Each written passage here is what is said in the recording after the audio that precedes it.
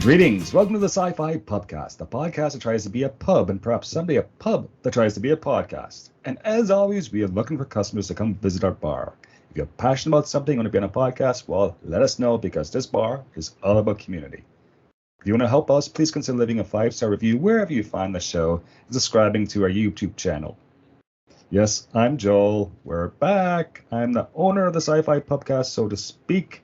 And today we have our regular staff members, Keri Simpson and Derek Beebe. Hi, guys.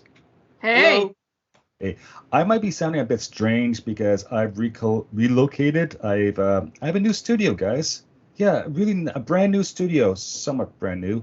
It's in the library at D.B. Weldon Library at Western University in London, Ontario, Canada. That's right. I don't have Wi-Fi in my new apartment, so I'm using my tiny student office at the university. So hopefully I don't get yelled at by someone walking past saying I'm making too much noise because we're on the quiet level on the 4th floor. But listen, you got to do what you got to do, right? It's art. Yep. Okay? Scary stuff. Does that mean you can't watch any TV at your own house? I download episodes on my devices and bring them back. And plus, I just bought an expensive Blu-ray DVD player, so I get to go and dive into my old collection of Blu-rays and discs. Mm. Yes, I just rewatch Twin Peaks from 2017, the 3rd season, directed by, of course, David Lynch. And so it has put me in the spooky frame of mind, you could say. Twin Peaks. You probably hate it, Derek. I think we've had this conversation before. So the first 2 seasons were in like the 90s, like maybe even the late 80s, early 90s, something like that. It was a cult hit. People loved it, and it's it's Twin Peaks. It's like a soap opera, very slow, with quirky characters. It's a murder mystery with a supernatural / UFO / interdimensional / we don't even know because it's David Lynch type entity. So yeah. Nip, nip, nip, nop, nip.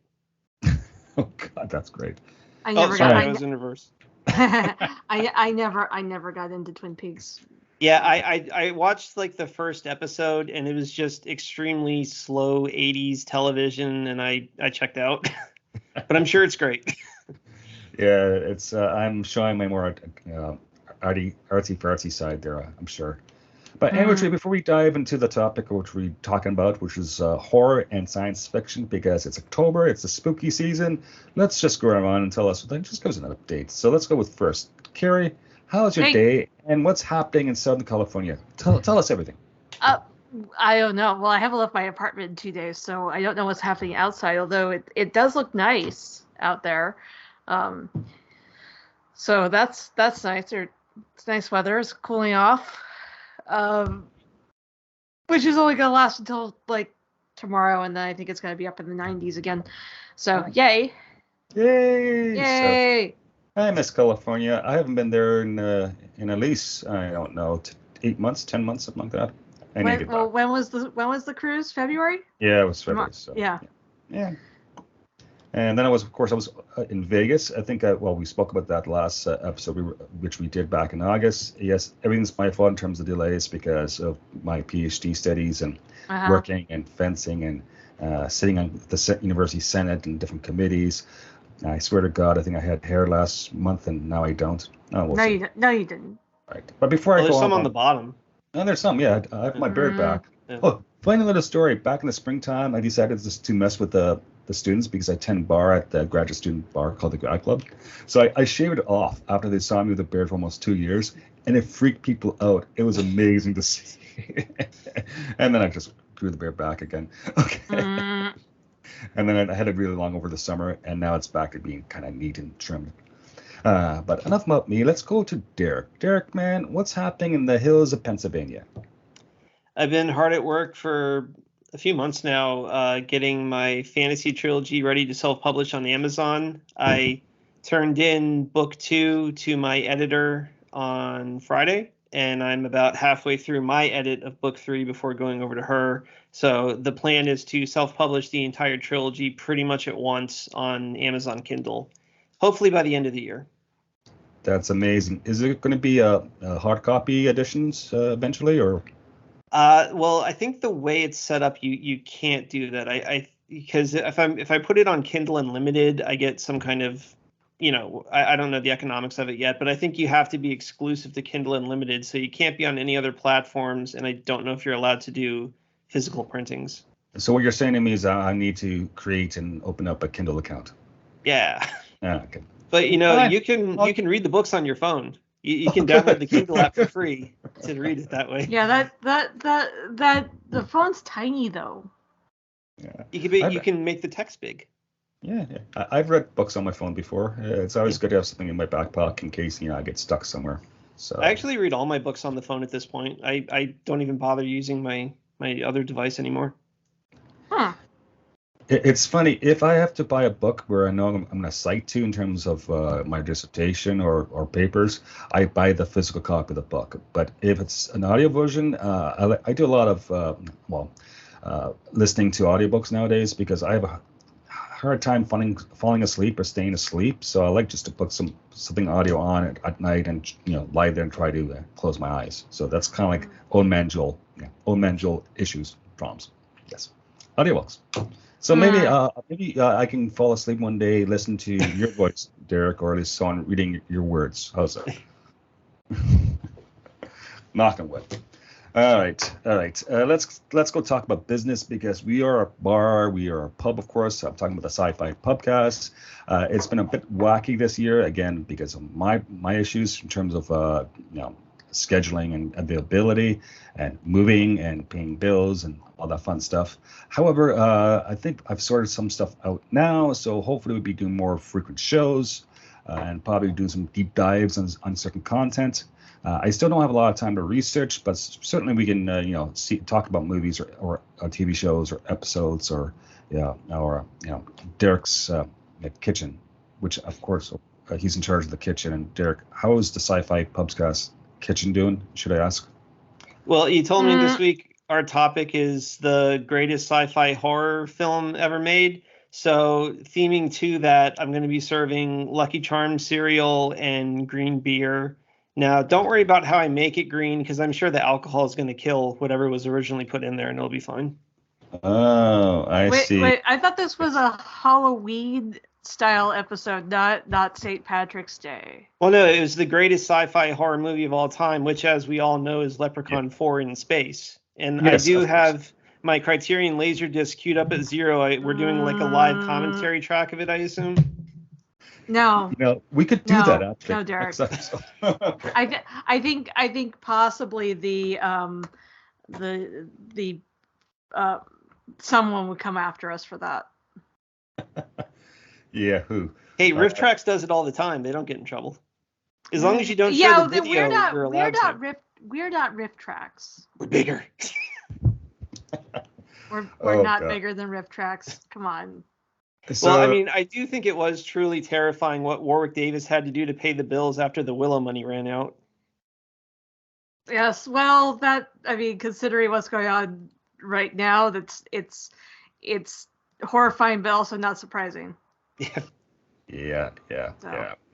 All right. At least it sounds like our kitchen is in okay state compared to other shows and other states of our kitchen and all that stuff.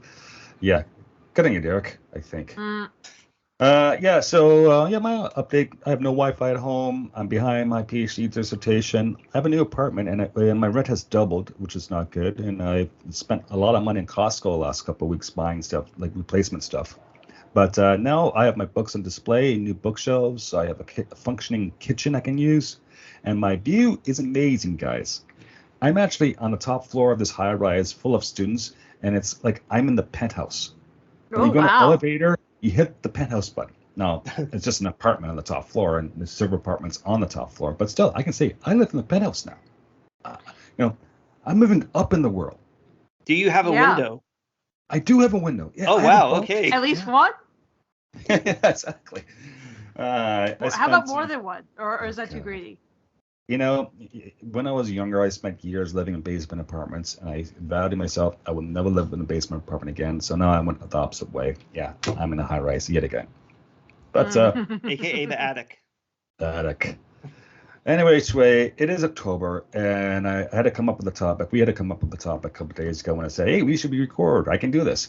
And I've been going to the local, not local, kind of localish, major theatre company in Canada, which is called the Stratford Festival. It's in Stratford, Ontario, Canada, which is about an hour away from London, Ontario. And so I'm back on my Shakespeare kick. So I've been seeing a lot of things, plays, which I really enjoy from Shakespeare. You guys realize when I was 18 and 19, I tried to become a Shakespearean actor, but my local university would not let me into the theater program. Why not? Wow. Yeah. Well, one, I don't think they thought I was good. And two, I think they're just assholes. But such is life. I'm not bitter. Failure teaches character, right? Yeah, I hate failing. Really, really, I do. But I digress. What I'm saying to you is that I love Shakespeare. So I went and saw King Lear. I saw a bunch of other shows, and I went and saw a production of Frankenstein Revived, which was interesting. And so it got my mind thinking about Mary Shelley and the original Frankenstein and how many people see that as the first science fiction novel of the modern time period. And that led me to think about the relationship between science fiction and horror. Because you can argue horror's been around since the Bible or before that. Science fiction, in terms of speculative fiction, has been around forever. The term science fiction has only came to usage in the late 20s, basically, with the pulp magazines, with Hugo and with Campbell and all those fun people. But there's a lot going on. And plus, I've been rewatching Twin Peaks, and that's kind of strange because it has a science fiction aspect to it, but it's not really about science fiction, but it's definitely horror because it really makes you look at what is existence and, what is meaning and all the deep down David Lynch's, the bailiwick. I love David Lynch because I think he's one of the greatest directors of my lifetime. And yeah, but he doesn't provide answers. He just asks questions and then destroys and deconstructs what you think is happening. And yeah, so that's why we're talking about horror and science fiction. So when I said this to you guys, what was your initial thoughts? Oh, are we doing horror? Like, let's go with Keri first. Well, I don't, and I think I said this before we started recording, I don't really watch a whole lot of horror movies, but I'm looking at some of these lists going, oh, I've seen some of these. So I can actually talk about some of them. I have not, full disclosure, I have not seen any of the Alien movies. Because Derek is totally shocked about that. Wait, does that include Spaceballs? That I have seen Spaceballs, and that is as close to Alien as I ever want to get, because the diner scene in Alien Spaceballs is about as close as I want to see to the actual stomach exploding scene in Alien, and even that gave me nightmares for a while. I did eventually see Predator, all the Predator movies except for Alien versus Predator. That's something else because again, have not seen any of the Alien movies. So I did eventually do a deep dive of Predator, leading up to watching Prey, which was awesome. I've seen Pitch Black. I attempted to watch Event Horizon, but that one I had to turn that one off. It was just way too disturbing. Like that, I don't get freaked out very easily, but the stuff that does freak me out is just like, no, we're stopping now. That's fair. That's really fair. Derek, what was your initial take when I set this topic for today's show? The first thing that popped into my mind is that it's October, so I'm watching horror movies on a little marathon. And one of the first things I went with was John Carpenter's The Thing from 1982, along with the prequel from 2011, also called The Thing. It's a perfect little twofer to watch. And that movie really, the 1980, well, I think they're both good, but the 1982 one really holds up well. I mean, those special effects are truly horrifying, and they look real. They look legitimate.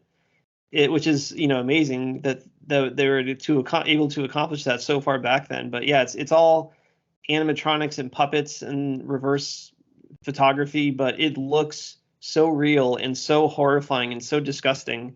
It's really when I think of sci-fi horror, the obvious answer is the Alien movies, Predator. But when I think of like actual true horror, I really do think of John Carpenter's The Thing. Yeah, that's a classic one. It's in the top 3 for sure. And they should listen to the Norwegian scientists at the beginning of the movie. They would change things. Yeah. Listen to people, especially when they are scientists. Okay. And the prequel. They didn't listen to the scientists. I'm shocked. Well, they didn't speak English, and they didn't speak Norwegian, so they're just like. It was Norwegian, right? I rewatched that movie last year. Right, okay. I'm not losing my mind. I am losing my mind, but hopefully I still have some aspects of my brain that's still functioning. Yeah, and for whatever reason, the 2011 prequel starring, oh God, what's her name? Hera on Ahsoka. Mary Elizabeth Winstead? Okay. Yeah. Oh, yeah. Yeah. So it stars her, and that one didn't get very good reviews, and it was a box office bomb, just like the original one was back in its time. But I really do think it was a very solid. Well, it's not a sequel; it's a prequel because the first movie opens with the thing already loose, and they find out that it destroyed this Norwegian base, and then they go to the base and they find it all wrecked and everything. And the prequel completely reconstructs what happened in the backstory of the original movie, right down to like, this axe is in the wall here, so they make sure that happens in this movie. So I thought that the prequel did a really masterful job of setting the plate for the original movie, and I highly recommend it to anybody who likes the original movie. What's the title of the prequel? It's also called The Thing. Oh. They're both called The Thing, so you have to go by the year in parentheses next to it. Because The Thing was a remake, right? There was one way back in the day? Yes, it's a remake of a 50s movie called The Thing from Another World, which itself is an adaptation of a short literary story from even earlier in the 30s or something. Cool. And I like how you can see aspects of The Thing in terms of the thing itself, right? The entity of the monster, how it incorporates other physical life forms into its structure, and this is an aspect that's just so terrifying. You can see a bit of that happening in the Expanse in the first season with the proto-monocle. Yeah. Right? Oh yeah, definitely. Yeah, making uncanny copies of people that are not quite human. Yeah, so there's definitely even Star Wars, right? It was Snoke and all that, and so it is a sci-fi trope, but I think The Thing really established that as a trope. Yeah, and there's something just so particularly horrifying about it's like a human face, but it's not. It's just kind of like staring at you with dead eyes while coming at you, and it's that it's not actually a person, but it's just wearing the face of a person. Just very unsettling imagery. Right. Especially with all the little like tentacles flying everywhere and stuff. Well, and even like in season 3 when you get to like the proto-molecules just disassembling the human body and like just organizing it in like very, very like neat piles, like what the fuck? Oh God. Because it raises questions. It's disturbing and also what the fuck? It's like what life is worth protecting, right? Yeah. What life forms is there? It goes back to, and my mind has been down the artificial intelligence rabbit hole for about 8 months now, really hard. So it's kind of what life is worth protecting, and what is life? Is it just intelligence? Is this consciousness? What is sentience? And people, very, very intelligent people, debate this issue to this day, right? And put it into a monster form, like. Should we protect monsters? I think yes. Why not? Of course, you probably end up dying. But science fiction, going back to Frankenstein. And again, this is on my brain right now. Was Frankenstein a bad dude? And if he was, why? Well, are we talking about? But are we talking about Dr. Frankenstein or the monster at that point? Yes, absolutely. And that's what Mary Shelley plays on, because reality, it's the humans who are the monsters. But yeah, in this case, I'm talking about Frankenstein's monster. Right? Okay.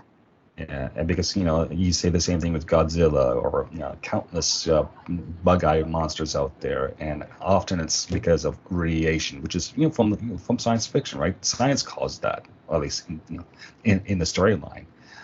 Based on nuclear testing, which is a real thing, whereas Godzilla is not a real thing so far that I suspect it's so not. far as we know. Okay, so far as we know.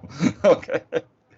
So I think when we're dealing with technology and changing the status quo, there's inherent apprehension about it, and that can be very easily turned into horror, because change is scary, right? It's scary for our own existence and experience.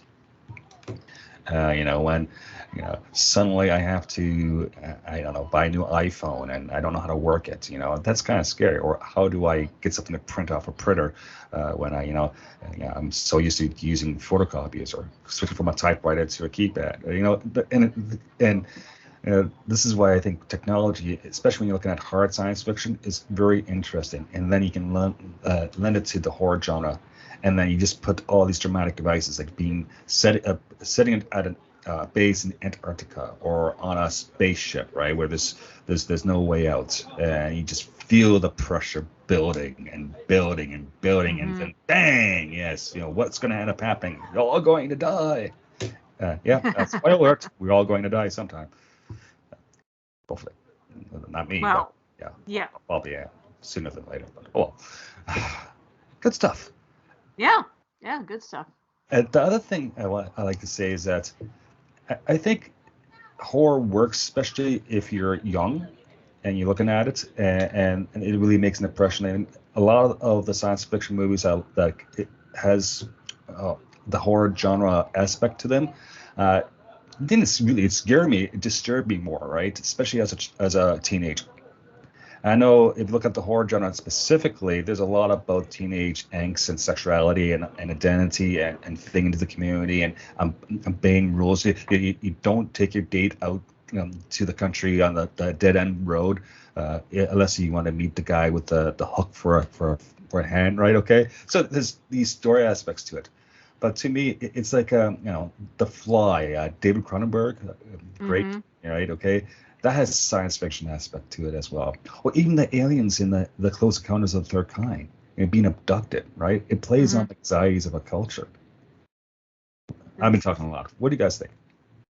Speaking of childhood scary things, and also of Close Encounters of the Third Kind, one of the things that freaked me out the most as a child was I was staying up late to watch Total Recall on HBO or something. And I fell asleep during the ending when they get to Mars and they're like, in the underground cavern where the machinery is. And then I woke back up in the middle of the movie Communion with Chris Walker. And I woke up in the scene when he's on the UFO with the aliens that are kind of like looking at him and experimenting on him. And I was so freaked out by that. I refused to watch that movie ever again until just a year ago when I finally watched it as an adult. But that birthed a lifelong terror of specifically like gray aliens for me. I just find them so creepy and freaky, mainly because of that one childhood trauma I had from waking up in the middle of the night to it. So I'm sure this last season of Resident Alien really freaked you out then. I only saw the first season of that. Sorry. Oh, never mind. I don't have cable. I will not spoil that. God. Yeah, I think we all need some kind of therapy. Okay, welcome to Pop Culture, folks. You know what? Yeah, I've never actually seen Communion, the movie. Maybe as a kid, I know the books out there and all that, and I've listened to some podcasts because I like storytelling. The whole UFO business, I think it's it's not real. It's a crock. But it's a fascinating subculture, especially of American culture, and I love the storytelling aspect of it. And some of these folks really believe things that happen, and and until there's strong evidence to the contrary, well, folks can tell stories. And I don't storytelling. I don't know what to believe in terms of the UFOs, but the U.S. military has recently publicly admitted that there are unidentified aerial phenomenon that they're studying, and that they have no idea what they are or what's causing them. Like, they don't think they're man-made, but they've openly admitted they exist, and they just don't know what they are. Yeah, I think it's David Lynch. He's doing stuff. Someone's been mixing spice into the pilot's coffee or something. Still, my favorite Dune version is the 19, was it 80, 81, 82? 84. 84. Yeah, sorry, my Dune, right? Okay. David Lynch's treatment. It's so good and so bad, but I saw it as a kid, and it's such an influential film on me. And I love Sting, and I love all the actors there. And some of them popped up in Twin Peaks, right? So a lot of the actors are actually go back and forth. Yeah. Because David Lynch loves he has like a stable of actors he keeps on using throughout the years. He's like Wes Anderson in that sense, who's another director I love. Very different. David Lynch, Wes Anderson, very different directors. Yeah. Just, but staying on the whole UAV or UFO or whatever you want to call it topic right now. Have you seen the Jordan Peele's movie Nope that came out last year? No. Yep, I've seen Nope. I have not. No, nope. Yeah. Nope. It's Nope. Not at all.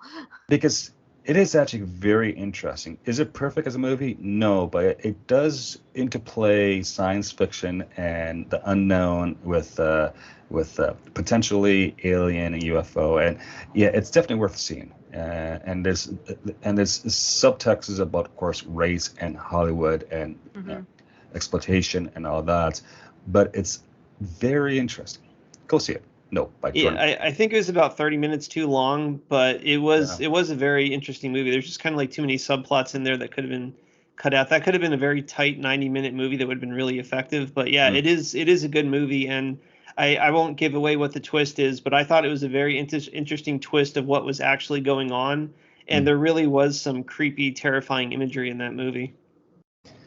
Yeah, because it's kind of like when art tries to describe what humans are, often they need to contrast that either with make-believe monsters or aliens or with like animals, right? And it shows our compassion and going by like what is worth protecting in terms of life. Right? Is it just human life or is it life form? Because there's some interactions with apes in the movie Nope, at least towards the beginning of the movie, which sets the scene basically. And yeah, it's not good. One of the really cool things about that movie is I never thought this would ever be scary, but they managed to make a cloud in the sky be terrifying, which I thought was like a really cool, effective thing because we see clouds all the time, and they managed to make it horrifying. Yeah, it's you're making me really not ever want to go outside again. Okay, let me ask you this: have you guys seen zombie flicks like The Walking Dead, for instance, right?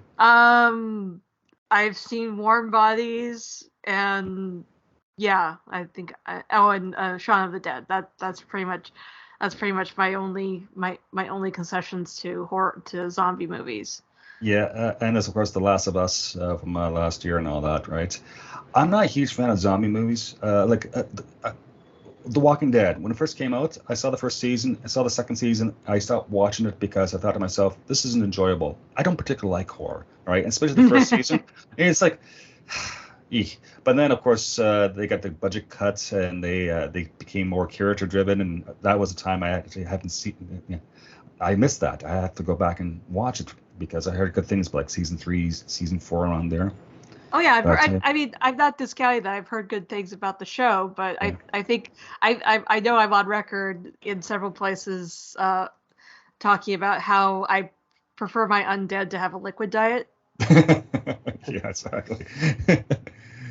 Speaking of which, I can make zombies now in my apartment, and I have a zombie head too. So yeah, I'm back into the tiki drinks. Oh, okay. Priority in life, right? Priorities. It's kind of like the movie King Kong, right? And there's always a scene with the big giant insects. I'm not sure what it is about insects. Yeah, just creeps me out. I can't do really big insects or small insects. You have, of course, Indiana Jones and the Temple of Doom with insects as well. And then Indiana Jones, of course, has snakes and Raiders of the Lost Ark. What is it with insects and snakes? Is that just I don't know about this. I don't know about the reptile thing. I've never been afraid of reptiles. Yeah. Yeah, like cockroaches and like the ants and. Yeah. I've never been afraid of bugs either. I've been known to go kill bugs in my office back when we were still working in offices, where some of my male coworkers are like, "Bleh," like, okay, I'll go take care of it.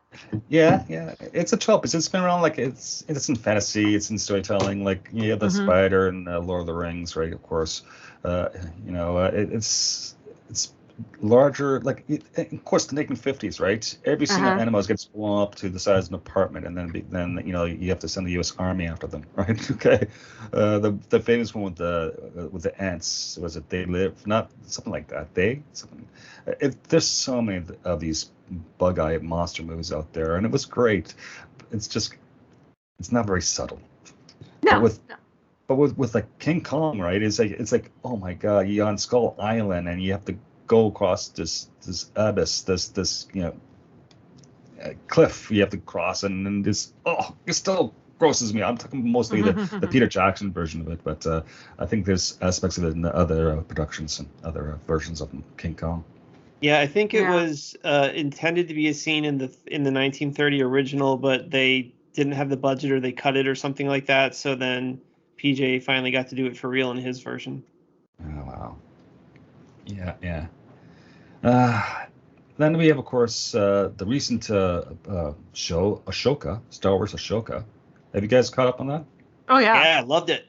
Yeah. So there's an aspect of course, the Death Troopers, right? Which is stormtroopers from a certain regiment that's Admiral Thrawn's regiment. And at one point, the spoiler alert, yes, as according to their name, they come back from the dead. So you have this zombie thing going on, even in Star Wars. Well, those are the Night Troopers. Those aren't the Death Troopers. Night Troopers. The Death Trooper. Well, there were two Death Troopers turned into Night Troopers, because there were the two Death Troopers that they fought that were like walking corpses. Right. But I stand corrected, Keri. Yes, this is the problem when there's so many troopers out there, right? Night Troopers. Well, was it like Midnight Troopers? What? Because Death Troopers was the Star Wars horror novel thing, and Night Troopers were resurrected by the Night Sisters, because we all know that the Night Sisters love their zombies. Yeah. And because they've used them before in the Clone Wars. Yeah. I highly recommend that novel, by the way, Death Troopers by Joe Schreiber. It's from before the Disney sale. It is so good. It is legitimately creepy and horrifying. It's really well done. Yeah. Yeah. I'm just trying to think. Yeah, so we have like the zombie wannabe stormtroopers in Star Wars. And I think Star Wars, I really like a Rogue One at the last 10 minutes when Darth Vader goes through the rebel ship's corridor, just slaughtering the rebels. To me, that was like 5 or 10 minutes straight of a horror movie. Just you see the scale of destruction and the power of Darth Vader, right? And again, it's on a spaceship in confined quarters, so you can just feel the pressure and the fear and the anxiety. But you see this in Star Wars, but what Star Trek? I'm trying to think of any aspects of horror that has penetrated into Star Trek. And the only thing I can think of is some of these funky episodes from Enterprise when they were in this the section of space that scary things happen in like season 3, I want to say. Well, I mean, if you're caught up on Strange New Worlds at all, right? They've pretty much made the Gorn kind of horror-esque.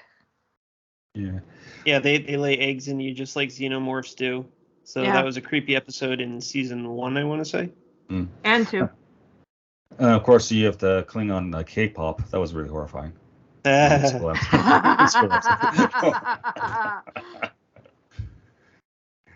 no, that's true. So you have the Gorn as being the big bad guys now, right? Yeah. And again, is the Gorn worth protecting, or they're hostile? It's like, hey, they're just trying to reproduce. They're trying to maintain their existence as a species. Yes. Yeah, just not in my backyard. All right. Mm-hmm. Yeah. I'm also reminded of the DS9 season 5 episode Empok Nor, where they go to the abandoned station that looks like DS9, and I think Garrick goes insane for some reason and starts trying to kill everyone. Yeah, and then they have to do a Weekend at Bernie's thing with one of the Vorta. Yeah. Yeah, that's great. Great episode. Okay. What else is there? I started this show by talking about the Twin Peaks with David Lynch, but then we have, of course, the X-Files, which I think has set a lot of the horror aspect of certain science fiction, because you can see X-Files as kind of science fiction light, but it's kind of horror depending on the episode. Because you have the whole, the alien UFO thing again, but that's just one of the many conspiracies or tropes they use. It's like Monsters of the Week. God, I miss Monsters of the Week. We need more shows with Monsters of the Week just to scare us. Everything is serialized now. I know. Except for Strange New Worlds, which is still, it's good. It's refreshing. Yes. Yeah. I just remember the one X-File episode. I haven't looked it up, but it's the one with the monster in the bottom of the outhouse. Really creepy. Mm-hmm. Yeah. Bottom of the outhouse. Yeah. I don't remember that one. I don't. No, I don't remember that one at all. Yeah. Oh, I haven't seen the X-Files since it aired. I need to rewatch it all. X-Files either that it's great or it's crap, right? Or it's you get some great ones, you get really sucky ones, and then you get the average ones. But I really like the good ones. Yeah, that along with DS9 was the two shows that made me into a sci-fi nerd back when I was a kid. Oh wow! But I haven't seen it since it aired.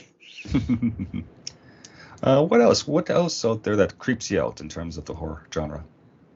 I think we briefly mentioned Event Horizon. I haven't seen that one in a while, but I remember that one had some good Lovecraftian body horror stuff going on at the end.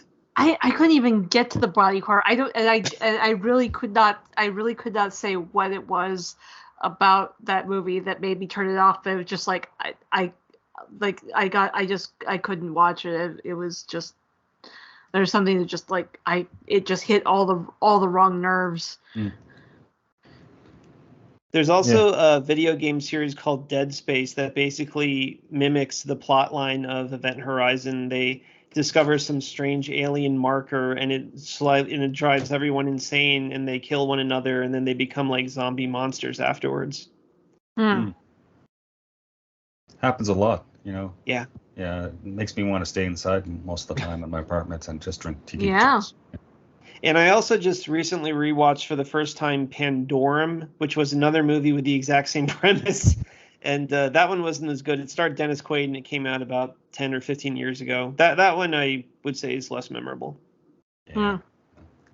I'm just trying to think. There's a few horror and sci-fi TV shows, they're a dime a dozen, right? But there's one on Paramount, which I just saw the first two episodes a couple months ago. I'm just trying to remember what it was. It's like From or Two. Stephen King said some good things about that. You know what I'm talking about? No. Let me look it up. Because why not? Of course, this is not the one I want. But it's basically the whole village. You get sucked into a village you can't leave.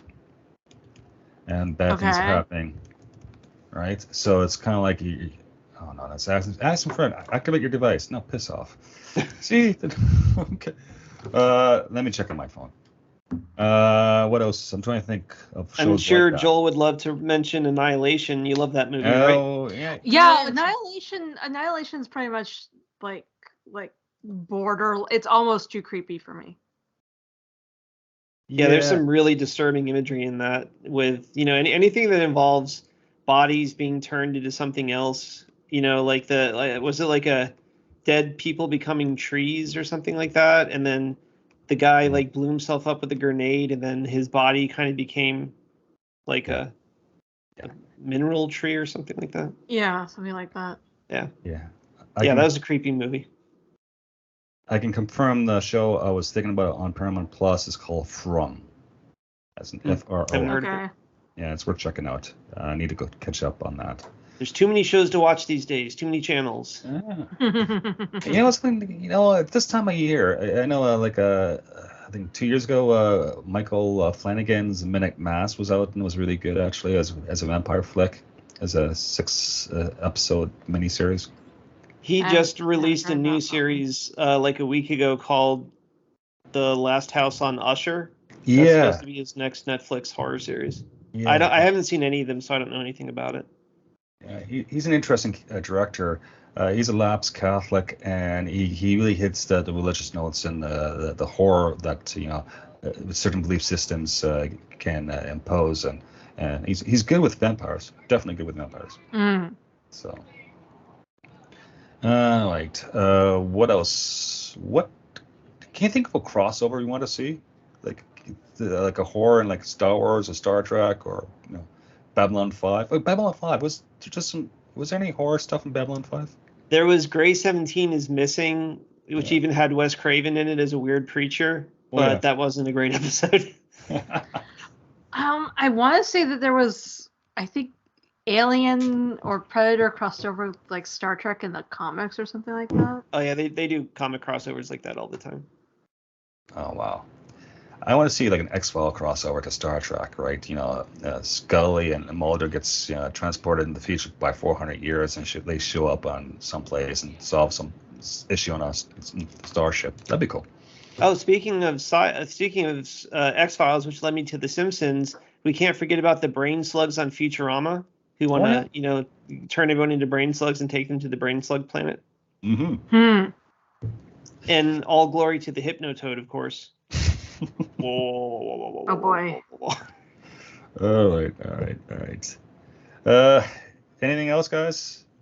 I want to mention one of my all-time favorite disgusting scenes from Prometheus of the Alien series. Right. The scene where she's pregnant with the alien baby and she's stuck in the medical tube and the auto doctor is performing an abortion on her and cutting it and taking it out.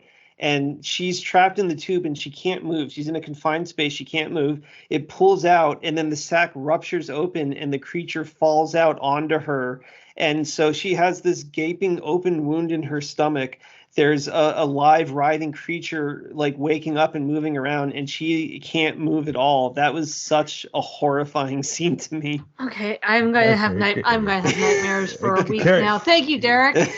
Keri, you still here? Yeah, I'm still here. Okay. I'm still here. Okay, just checking. Okay. But yeah, in terms of the all-timers, I would say, it's a toss-up between The Thing and the original Alien. The original Alien is such an amazingly well-made movie, especially when you look at how old it is. It's from, like 79? But the production values hold up today. Like, everything looks good. The sets, even, the computers, the models of the spaceships, the alien planet, everything looks legitimately real, and of course that makes it even more horrifying. So yeah, I would say Alien is the real all-timer, but I also have to say The Thing is a very close runner-up. And we have The Abyss by James Cameron too, right? So there's that aspect of bad. Yeah, I wouldn't call that one as much as a horror movie, but that is a great classic movie. Yeah. I mean, it certainly is horrifying if you're about to fall down into a deep pit and implode under the water pressure, but that's not really aliens or sci-fi. Yeah. That's just nature being horrifying all on its own. Yeah, I'm just trying to remember. Wasn't there like a big giant sea monster in that one, or some sort of? Well, there's the alien creatures that live at the bottom of the ocean, but they're not harmful. They're just it's kind of like Batteries Not Included. They're just here to hang out and have fun. Oh, cool. Like me at university right now. Well, that's not entirely true because the special edition ending shows that they came here to destroy the Earth because humans were going to blow it up anyway with nuclear bombs, and they had to convince them not to do it. Well, no, they were living on Earth, and the humans were destroying their home because humans suck that way. I don't think they're supposed to be native to the planet Earth. I think I haven't seen them in a while. No. I didn't say they were native to Earth. Oh, okay. I just said they were living there, and the humans were being stupid and just destroying the planet, and they were trying to get the humans to stop, and they thought, well, these creatures are not living in harmony with nature. They have to go. Mm-hmm. Yeah, all they had to do is open up a bar and invite them over and hang out and find commonality. Right? Oh, that would be too easy, Joel. Come on. Come on. Just remember, if you serve them Minbari alcohol, they turn murderously violent. Oh yeah, okay. Make a note of that. Yeah. Tell the Ewoks, okay? Oh yeah. Our security staff, of course, at the pub.